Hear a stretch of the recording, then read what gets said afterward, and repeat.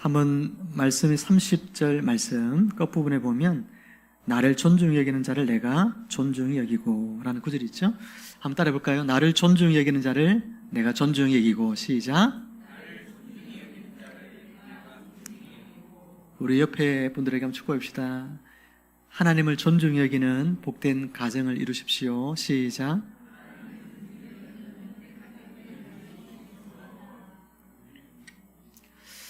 사랑하는 성도 여러분, 하나님의 말씀은 우리 삶의 나침반이죠. 영혼의 깊은 곳까지 울려 퍼지는 참된 진리의 말씀입니다. 이 말씀을 잘 들으면 우리 나침반이 인도하는 대로 복된 곳으로 우리는 도달하게 될 것이고, 참된 진리의 말씀이 우리에게 주시는 은혜대로 축복의 삶을 살게 되는 것입니다. 오늘 우리는 사무엘상 2장 30절을 중심으로 해서 우리는 신앙의 핵심 원리를 담고 있는 이 한 구절의 말씀을 중심으로 말씀의 은혜를 나누기를 원합니다. 하나님께서 나를 존중히 여기는 자를 내가 존중히 여기고 나를 멸시하는 자를 내가 경멸하리라 라고 말씀하셨습니다. 이 말씀은 우리가 하나님을 어떻게 대해야 하는지를 분명하게 가르쳐 줍니다. 그리고 그 결과가 또한 어떻게 되어질지를 명확히 우리에게 가르쳐 주고 있죠. 오늘 이 시간을 통해서 우리는 하나님을 존중히 여기는 삶이 왜 중요한지, 그리고 그것이 우리에게 어떤 축복을 가져오는지를 함께 묵상해 보기를 원합니다. 이 말씀을 모쪼록 마음에 새기시는 은혜가 있기를 바라고, 우리 다시 한번 저를 따라서 마음의 다짐을 해보겠습니다. 하나님을 존중히 여기는 자로 살겠습니다. 시작. 아멘. 사무엘상 2장 27절에서 보면 한 선지자가 나오죠. 이름이 없는 무명의 한 선지자가 엘리 제사장에게로 찾아옵니다. 하나님의 말씀을 그가 전해주고 있습니다. 이 선지자는 이름도 밝혀지지 않은 그런 선지자였지만 그가 전하고 있는 메시지는 너무나 강력한 메시지였습니다. 이름이 없다고 해서 그 사람이 능력이 없는 것이 아니고, 이름이 없다고 해서 하나님이 그를 사용하지 않는 것이 아니고, 이름이 없지만 그는 영적으로 열려있는 사람이었고 하나님이 말씀하시는 사람이었고 하나님이 사용하시는 사람이었습니다. 반대로 엘리 제사장은 이름이 있지만, 그리고 이스라엘의 사사 중에 사사가 14명이 등장을 하는데 엘리는 13번째 사사잖아요. 하나님께서 사사를 세웠다는 것은 이스라엘 전체의 지도자로, 그들을 다스리는 자로 세웠다라는 이야기인데, 그런 사람이었지만 엘리는 하나님의 말씀을 듣지 못하는 기가 막혀 있는 사람이었어요. 하나님의 말씀을 들어도 깨닫지 못하는 사람이었고, 하나님을 존중히 여기지 못하는 사람이었고, 하나님의 뜻대로 살지 못하는 그런 사람이 엘리 제사장이었습니다. 여러분, 교회 공동체 안에는 이처럼 이름이 없이 섬기는 사람도 있고, 어떤 사람은 자기 이름을 내려고 그렇게 사람들 가운데 섬기는 사람들이 있죠. 큰 교회를 가면 장로 되기 위해서 사람들이 다 제일 먼저 하는 것이 주차 안내하는 들 하잖아요. 그죠? 안내부서 주차 안내. 거기에 있습니다. 또 어떤 목사님들은 자기가 마음에 드는 집사님을 장로로 세우기 위해서 그 장로님을 이제 집사를 장로로 세우려고 하면 이제 내년부터는 주차 안내부에 가서 봉사를 하라고 배치를 시키기도 해요. 자기 마음에 드는 사람 장로 세우려고. 여러분, 교회는 그런 것이 아닙니다. 이름이 없어도 내가 하나님의 교회를 섬기는 기쁨을 아는 사람들, 그런 사람들은 하나님이 그를 귀히 여기시고 하나님은 그들에게 말씀하시고 그를 통해 하나님의 나라를 세워가는 줄 믿으시기를 바랍니다. 우리가 하나님 섬길 때 그런 마음이 필요한 것이죠. 어쨌든 이 한 선지자, 이름도 없는 선지자가 엘리에게 하나님의 놀라운 말씀을, 그의 집안에 강력한 말씀을 선포를 합니다. 우리는 엘리의 가정에 처한 심각한 문제를 오늘 본문을 통해서, 그리고 본문을 읽지 않았지만 앞에 보면 그런 내용들이 나와요. 엘리는 제사장으로서 오랜 세월 하나님을 섬겨왔습니다. 그의 두 아들 홈니와 비느하스라고 하는 아버지를 이어서 제사장이 된 이 두 아들도 있었습니다.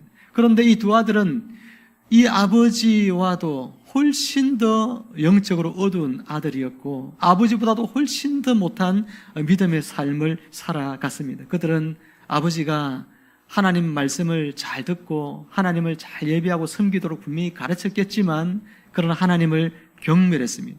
하나님께 드리는 예배를 하찮게 여겼습니다. 그들의 성소에서 제사를 드리는 모든 규례를 다 무시합니다. 제사장인데 그렇게 하면 안 되잖아요. 재물을 발로 차듯이 모욕을 합니다. 자기의 욕심을 채우는 데만 급급합니다. 하나님께 바쳐지고 드려져야 될 재물들을 자기의 뱃속을 채우는 일에 그 재물을 사용을 합니다. 이 사건에서 우리가 주목해 보아야 될 점은 엘리의 가정이 원래 얼마나 축복받은 가정이었는가를 먼저 생각해 보아야 합니다. 엘리와 그의 자손들은 레위 지파에 속한 아론의 후손이었습니다. 여러분, 아론은 누군지 아시죠? 모세의 형이잖아요. 모세가 하나님의 부름을 받아서 이스라엘 백성들을 애굽에서 구원해내는 일을 하나님이 부르셨을 때 모세가 저는 입이 둔하여서 가서 어떤 말도 할 수 없습니다. 그러니까 하나님이 세운 사람이 누구냐면 레위 지파 아론이었습니다. 이 아론을 세워서 하나님께서 이스라엘을 구원하는 일에 굉장히 중요한 역할을 맡기고 나중에 성막을 짓고 나서 그 성막의 대제사장으로 삼으시고 이 아론의 집안 대대로 이제 제사장의 집안이 되어서 하나님을 섬기도록 하는 이 귀한 직분을 그 가문에 주셨던 것이죠. 이 엘리 집안이 바로 그 집안이라는 겁니다. 하나님을 예배하는 이 가장 귀중한 직분을 맡은 집안이었습니다. 그런데 그 아들들이 하나님께 드려야 될 예배를 멸시하고 성소에서 자신의 이익을 추구하면서 그 가정은 결국 하나님의 심판을 받게 되어집니다. 엘리의 큰 실수는 아들들이 하나님보다 더 중요하다라고 여겼다는 점이에요. 하나님이 중요합니까? 아들들이 중요합니까? 하나님이 더 중요하죠. 여러분 보니까 아들들이 중요한 것 같아요. 예? 우리 황 집사님 물어봅시다. 하나님 더 중요해요? 수연이가 더 중요해요? 황 집사님 길을 막고 있는데 누가 더 중요해요? 말 안 한다. 큰일인데. 큰일이야. 하나님도 중요하고 수연이도 중요하죠. 관점의 차이, 비중의 차이 있긴 하겠지만 우선순위의 차이라고 저는 생각합니다. 우선순위의 차이. 우리가 하나님을 더 중요하게 여기고 하나님을 더 사랑하는 우선순위의 삶이 필요하고, 그리고 그 하나님을 내가 우선순위로 존귀 여길 때 그 하나님 안에서 우리가 자녀들도 가정도 더 존귀 여기게 되는 거죠. 그렇죠? 하나님을 존귀 여기지 않는 사람, 하나님 말씀을 귀히 여기지 않는 사람들은요, 자녀를 온전히 사랑할 수 없습니다. 하나님 말씀을 온전히 아는 사람이 자녀를 제대로 사랑할 수 있고, 하나님을 온전히 아는 사람이 남편도 아내도 사랑할 수 있고, 그렇게 되어지는 것이죠. 어쨌든 엘리는 자식들을 하나님보다도 더 중요하게 여겼다는 점이에요. 그는 하나님보다 자식들의 안위와 그들의 체면을 더 우선시했습니다. 그들이 범죄하는 것을 막지 않았습니다. 그 결과 하나님의 축복은 그 가문에서 사라지고 심판이 그들을 기다리게 되었습니다. 31절에서 하나님은 엘리에게 너와 내 집의 팔을 끊겠다 그렇게 선언합니다.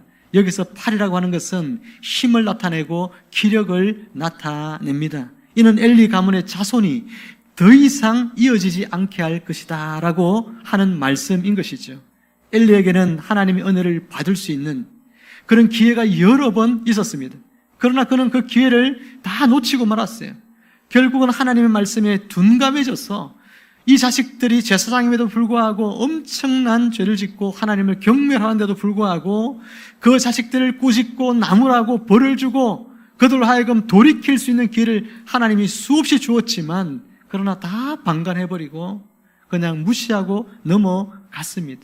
그래서 큰 대가를 치르게 된 것이죠. 사랑하는 성도 여러분, 하나님의 은혜는 언제나 우리 곁에 있습니다. 하나님의 은혜는 여러분의 곁에 항상 함께 있는 줄 믿으시길 바랍니다. 그러나 중요한 것은요, 그 은혜에 대하여 우리가 민감하게 반응해야 되는 거예요. 민감하게 반응하지 않으면 하나님의 은혜가 항상 우리를 향하여 오고 있지만 그 은혜가 또한 우리를 떠나갈 수 있다는 사실을 기억해야 돼요. 하나님이신 우리의 삶 속에 누리는 풍성한 은혜들은요, 내가 어떻게 하느냐에 따라서 은혜를 받을 수도 있고 그 은혜를 잃어버릴 수도 있는 거예요. 하나님 여러분을 향한 구원의 은혜는 절대 하나님 여러분을 떠나가지 않을 것입니다. 하나님 여러분을 택하실 때, 여러분을 하나님 자녀 삼으시고자 할 때 그 은혜는 떠나가지 않지만 여러분의 삶 속에서 하나님께서 주시는 풍성한 은혜가 있는데 그 은혜들을 내가 누리느냐 누리지 못하느냐는 여러분의 손에 달려 있는 거예요. 여러분이 하나님 은혜에 민감하게 끼어서 그 은혜를 받으려고 할 때, 하나님을 존중하고 하나님이 기뻐하시는 삶을 살 때 하나님께서 여러분에게 주시려는 축복들이 다 여러분의 것이 될 줄로 믿으시기를 바랍니다. 이 은혜를 누리며 살아야 되는 거예요. 우리는 이 말씀을 통해서 하나님 앞에서 우리가 경외하는 마음을 가지고 살아야 하는구나, 그것이 얼마나 중요한지를 다시 한번 깨닫게 되어지는 것입니다. 엘리와 그의 아들들의 이야기는 20세기 초에 미국의 억만장자였던 존 제이콥 에스터 4세라는 인물을 통해서 또한 우리가 살펴볼 수 있습니다. 이 에스터는 경건한 부모님의 밑에 가정에 태어난 아주 뉴욕의 부자로 그렇게 부자의 가문에서 태어난 성공적인 사업가로 나중에 성공을 합니다. 그의 삶에서 하나님을 잘 경외하며 살았으면 얼마나 좋을까마는 하나님을 경외하지 않습니다. 그리고 그의 삶의 신앙적인 모습을 더 이상 찾아보기 어려워졌습니다. 그는 물질적인 성공과 사치스러운 삶에 빠져들기 시작했습니다. 그래서 1912년에 이 에스터는 RMS 타이타닉의 첫 번째 항해에 승선을 한 것이죠. 호화 유람선에 자신의 인생을 즐기기 위하여 그 배에 올라갔습니다. 그리고 어떻게 알다시피 배가 침몰하고 결국은 그의 생명을 다 잃고 그가 엄청나게 이루었던 그의 모든 성공과 부는 제대로 누리지도 못한 채 그의 삶은 끝나고 말았죠. 물질적인 성공만 추구하고 세상적인 향락만 추구하고 하나님을 경외하지도 두려워하지도 않고 신앙의 삶에서 떠나버린 그의 인생의 종말은 오늘 우리에게 엘리의 가문을 떠올리게 합니다. 이와 대조적으로 19세기 말에서 20세기 초에 걸쳐서 활동했던 여러분 조지 밀러 잘 아실 거예요. 전적으로 하나님을 신뢰하며 믿음으로 살았던 인물이죠. 밀러는 독일 출신의 선교사입니다. 그가 영국 브리스톨에 와서 고아들을 위한 사역을 시작을 했습니다. 한 번도 사람들에게 기부해달라고 요청한 적이 없습니다. 오직 기도를 통해서만 하나님을 의탁하며 고아들을 돌보았습니다. 그의 믿음의 하나님은 항상 응답하셨대요. 5만 번이 넘는 기도를 응답을 받았다고 이야기합니다. 그의 사역은 수천 명의 고아들을 돌보고 전 세계에 지금까지도 100년이 넘는 세월 동안 수많은 사람들에게 영적인 영향력을 미치고 있습니다. 밀러는 그의 생애 동안 총 10,000명의 이상의 고아들을 돌보았습니다. 그의 아름다운 믿음의 삶, 오늘 우리가 본받아야 될 하나님을 경외하는 사람이 하나님이 얼마나 그를 존중히 여기시고 그를 귀히 사용하시는지를 우리 이 삶을 통해서 깨닫게 되어지는 것이죠. 오늘 본문 속에서 엘리와 그의 아들들과 아주 대조적인 그런 인물 하나가 등장합니다. 사무엘이라는 이스라엘의 마지막 14번째 사사이죠. 이 사무엘은 은혜 속에서 자라갑니다. 그의 어머니는 신실한 믿음의 여인이었죠. 한나. 하나님을 깊이 신뢰하며 오랜 기다림 끝에 얻은 아들이 바로 사무엘이었습니다. 그리고 그 사무엘을 하나님께 전적으로 바칩니다. 사무엘은 어린 시절부터 하나님을 섬기는 삶을 살았습니다. 그 결과 하나님은 사무엘이라는 이 사람의 인생을 크게 사용하시고 그를 축복해 주셨습니다. 사무엘은 하나님을 존중히 여기며 자라났죠. 그는 하나님을 섬기며 자라고 그리고 그의 삶을 하나님은 축복하셔서 왕정시대를 열어가는 일에, 사사시대가 끝나고 이스라엘이 이제 왕정시대를 열어가는 그 일에 바로 그 왕 사울을 세우고 또 다윗을 왕으로 세울 때에 그들을 기름 부어 왕으로 삼은 자가 바로 이 사무엘입니다. 하나님께서 참으로 귀하게 쓰시는 사람이었죠. 이스라엘이라는 국가의 틀이 형성되는 시대에 그 이스라엘이라는 국가의 틀을 형성을 놓은 자가 바로 사무엘이었습니다. 하나님께서 사무엘을 통해서 이처럼 이스라엘을 인도하신 이유는 뭘까요? 사무엘이 하나님을 존중히 여겼기 때문입니다. 하나님은 사무엘의 삶 속에서 크신 일들을 이루셨고 사무엘은 하나님의 영광을 드러내는 아름다운 도구로 쓰임을 받았습니다. 이와 같이 하나님의 축복을 받은 삶의 아주 모범적인 사례로 오늘 본문은 사무엘을 우리에게 이야기하고 있는 것이죠. 사무엘의 삶은 19세기의 미국의 위대한 복음 전도자였던 D.L. 무디의 삶을 떠올리게 합니다. D.L. 무디로 인하여서 우리가 주일학교라고 하는 이런 시스템들이 형성이 되어졌죠. 너무나 많은 아이들이 예수님을 믿게 되니까 그 아이들을 수용할 수가 없어서 천막을 쳐놓고 주일학교 아이들을 모아서 그들에게 따로 성경을 가르치는 그런 일들이 오늘날 주일학교, 교회 학교의 시작이 되어졌습니다. 무디는 젊은 시절 아주 가난한 사람이었고 학교 공부도 제대로 한 적이 없는 그런 사람이었습니다. 신발 가게에서 그저 일을 하는 사람일 뿐이었어요. 그런데 그가 예수 그리스도를 개인의 구주로 받아들입니다.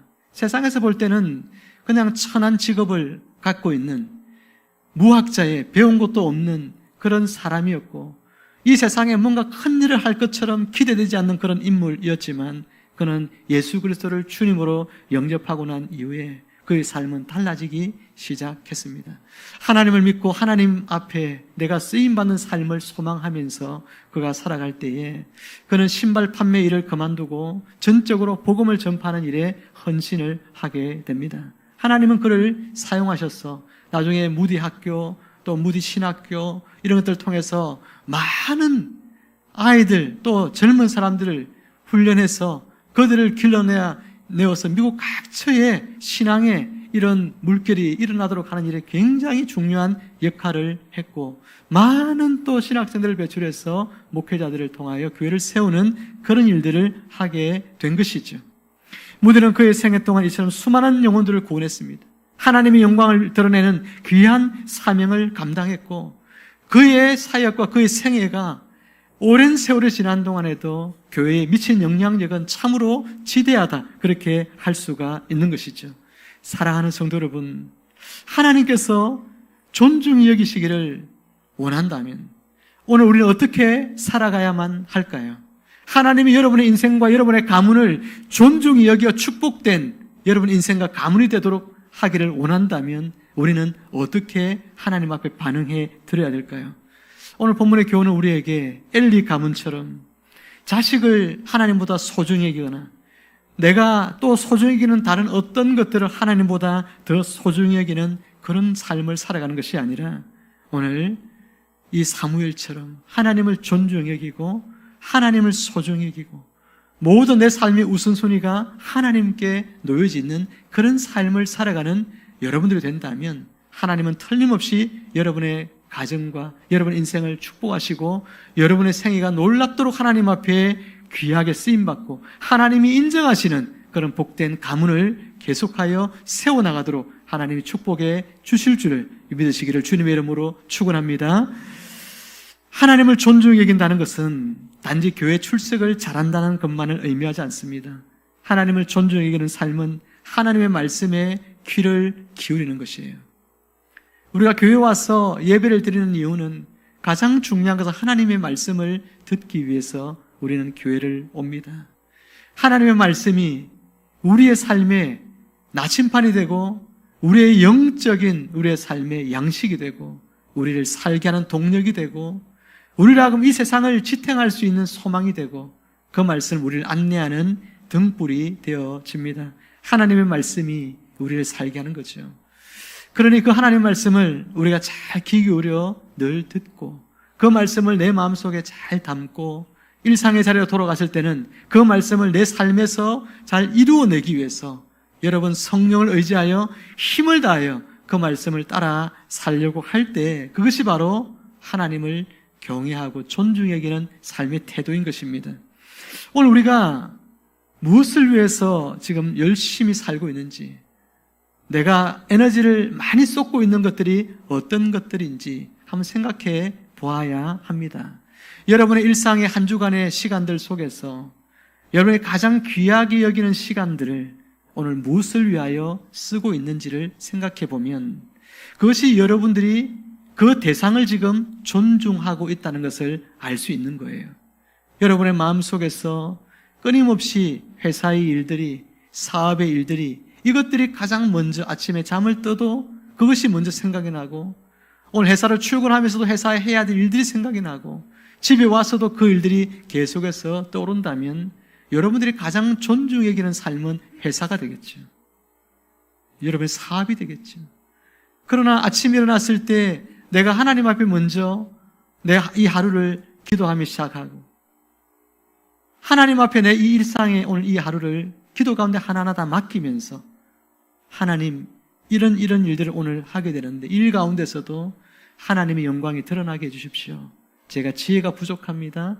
제게 지혜를 주십시오. 하나님 이 사람과의 관계가 풀어져야 될 부분이 있습니다. 제 힘으로 할 수 없는 거 하나님 아시죠? 오늘 이 사람과의 관계가 하나님께서 풀어주시기를 원합니다. 오늘 이 사업이 이 문제가 지금 걸려 있습니다. 하나님 아버지 이 문제 하나님께 맡깁니다. 하나님께서 이 문제를 해결해 주시기를 원합니다. 여러분 우리가 하나님을 존중하는 사람들은 모든 삶의 중심의 가장 첫 자리, 가장 중심의 중요한 부분을 항상 하나님께 맡기고 하나님과 상의하고 하나님과 교통하고 하나님과 사랑에 빠지고 하나님 그분과 함께 교제하며 길을 걷고 하나님과 함께 밥을 먹고 하나님과 함께 잠자리에 들 수 있는 사람, 바로 그 사람이 하나님을 존중히 여기고 경외하는 사람이에요. 사랑하는 성도 여러분, 오늘 여러분들이 하나님을 이와 같이 경외하고 하나님을 존중히 여기는 사람들이 되기를 주님의 이름으로 축원합니다. 말씀을 정리하면서 우리는 이제 사무엘이라고 하는 인물이 왕을 세워갈 때에 사울이라는 왕과 그 다음에 이스라엘 2대 왕이 다윗이란 왕인데, 여러분 이 사울과 다윗의 두 사람은 극명한 차이가 있습니다. 사울이라는 이 왕은요, 누가 세운 왕이죠? 다 하나님이 세우긴 했지만 백성들이 요구한 왕이었어요. 백성들이 요구한 왕. 다윗은요, 하나님이 요구한 왕이에요. 그런데 백성들이 요구한 왕인 사울은 왕으로서 볼 때 인간적으로 출중한 그런 외적인 조건을 가지고 있는 사람이었어요. 누가 봐도 한눈에 어떤 사람이에요? 왕감이에요. 다윗은 어떻습니까? 누가 봐도 한눈에 볼 때에 왕감이 아니에요. 다윗은 나중에 하나님께서 이 다윗을 왕으로 세우려고 그의 아버지 집 이새의 집에 보냈을 때에 아버지가 첫째부터 7째까지 다 하나씩 선을 보이는데 하나님이 다 아니라고 했잖아요. 그랬더니 사무엘이 이상하다. 이 집에 분명히 하나님이 기름 부을 왕감이 있다고 했는데 혹시 다른 아들 없느냐 했더니 아버지가 까먹었어요. 우리 8번째 아들이 있는 줄. 까먹고 있다가 나중에 생각해서 들판에 지금 양을 치는 막내 아들이 있다. 데리고 오라고 해서 그 아들을 보고 기름 부어 왕으로 세우게 되는 그런 일을 볼 수 있죠. 여러분, 이 사울과 다윗이란 이 사람의 삶도 왕으로 살아갈 때의 삶도 극명하게 달라집니다. 사울은 타고난 모든 조건이 왕으로서 다 갖출 수 있는 조건을 다 갖추고 있어요. 그가 마음에 겸손하게 하나님만 경외하며 하나님을 존중하며 살았으면 그는 위대한 하나님의 쓰시는 왕으로 되었을지도 몰라요. 가정이지만, 역사에 가정이 없다지만 그러나 사울은 그렇게 되었을지도 모릅니다. 그런데 이 사울은 아말렉과의 전쟁을 하고 그 전쟁에서 승리한 것이 하나님이 도우셔서 승리한 것인데도 불구하고 자신의 기념비를 세웁니다. 자신이 이 전쟁을 승리로 이끌었다. 그렇게 자기를 드러내고 자랑하기 위한 그런 기념비를 세우죠. 그게 사울의 모습이에요. 하나님은 그런 사울에게 크게 실망합니다. 사울의 생애 가운데 두 번의 큰 실수가 있어서 이 사울은 하나님께로부터 버림을 받습니다. 전쟁을 나갈 때 선지자가 오지도 않았는데 자기가 먼저 제사를 하나님 앞에 드리고 자기가 제사의 집례자가 되어서 제사를 드리고 전쟁에 출정을 나간, 하나님 앞에 순종하지 않고 하나님을 존중하지도 않고 하나님을 경멸히 여기는 이런 왕을 하나님은 폐위하시고 하나님 마음에 합한 자 다윗을 하나님은 세워 그가 사람들이 볼 때는 왕감이 아니었을지라도 아버지의 눈에도 한참 부족한 아들이었을지라도 하나님은 그를 세워서, 물론 그의 생애에 부끄러운 일도 있었고 잘못한 것도 분명히 있지만, 그러나 사도행전의 말씀에 의하면 이 다윗은 결국은 하나님 마음에 합한 사람의 길을 걸어갑니다. 사람이다 실수가 있고 잘못이 있지만, 그래서 그 속에서 배우고 다윗은 하나님을 점점 더 경외하는 삶의 자리로 나아갑니다. 하나님은 그런 다윗에게 축복을 하시죠. 네 가문의 등불을 내가 끄지 아니하리라. 하나님은 다윗의 왕조가 계속해서 이어지게 될 것을 약속하셨습니다. 그리고 그 왕조의 그 끄트머리에 가장 빛나는 별인 예수 그리스도를 보내셔서 예수를 통하여 온 세상 만국이 복을 받게 하시는 그런 가문으로 하나님은 다윗을 세워주신 것이죠. 사랑하는 성도 여러분, 이제 말씀을 맺습니다. 우리는 하나님을 존중히 여기는 삶이 얼마나 중요한지를 오늘 말씀을 통해 우리는 깨닫게 되었습니다. 하나님은 나를 존중히 여기는 자를 내가 존중히 여기고 나를 멸시하는 자를 내가 경멸하리라고 분명하게 말씀해 주셨습니다. 이 말씀을 우리가 어떻게 살아야 될지에 대한 분명한 지침을 제공해 줍니다. 하나님을 존중히 여기는 삶은 곧 하나님께서 우리를 존중히 여기시는 축복된 삶으로 이어질 것입니다. 저는 여러분 모두가 하나님의 축복을 받아서 건강한 가정과 일터 그리고 자녀들의 밝은 앞날을 열어가시기를 주님의 이름으로 축원합니다. 하나님의 말씀을 무겁고 중하게 여기고 그 말씀에 순종하며 살아갈 때 우리 삶 속에서 하나님의 은혜와 사랑이 항상 넘치게 될 것입니다. 하나님께서 여러분 모두를 축복하시고 여러분의 모든 걸음을 인도하시기를 주님의 이름으로 축원을 드립니다. 이제 추석 명절인데요. 이 명절을 돌아보면서 우리 가문이, 우리 집안이 예수 믿는 그런 아름다운 집안이 되면 좋겠다. 여러분 기도하시며 또 다시금 우상 숭배 기도에도 아까 영명상 하셨지만 얼마나 제사를 드리면서 뭐에 제사를 드리는지 뭐 때문에 하는지 잘 몰라요. 그죠? 모르고 하는 것입니다. 그래 그들의 영혼을 긍휼히 여기시고 기도하고 그들에게 예수의 사랑과 예수의 모습을 드러냄을 통해서 예수 믿지 않는 여러분 친지들도 다 언젠가는 예수 믿어서 오늘 사무엘처럼 하나님의 축복을 받는 인생, 하나님이 존귀하게 여기는 삶을 살게 되기를 주의 이름으로 축원합니다. 함께 기도하겠습니다. 하나님 아버지 감사합니다. 오늘 저희에게 주신 귀한 말씀을 우리의 마음 가운데 새기게 하여 주셔서 우리의 삶이 또 우리의 가정이 하나님을 참으로 존귀 여기고 경외하는 가정 되게 하여 주옵소서. 하나님 아버지 그리하여 하나님이 우리를 존귀 여겨 주시고 우리 가문이 하나님의 존귀함을 받도록 축복하여 주옵소서. 예수 믿지 않는 우리의 가족들, 친지들을 추석 명절에도 만납니다. 하나님 저들을 만날 때 우리가 저들에게 예수님의 모습으로 다가서게 하여 주시옵고 아직도 알지 못해서 하나님 우상 숭배하며 살아가는 많은 우리의 친지들 그들에게 내 모습 속에서 하나님의 모습이 드러나고 내 말 속에서 예수님의 말이 예수님의 향기가 드러나서 저들이 우리를 볼 때 우리 안에 계신 하나님을 만나고 예수님을 만나 예수 믿고 천국 백성 되어지고 축복의 가문을 이루어갈 수 있도록 하나님께서 우리를 귀하게 사용하여 주시옵소서. 우리의 기도를 들어 주시옵소서. 주님 감사합니다. 오고 가는 모든 성도들의 삶도 평안케 지켜주시기를 간절히 원하오며 예수님의 이름으로 기도하옵나이다. 아멘.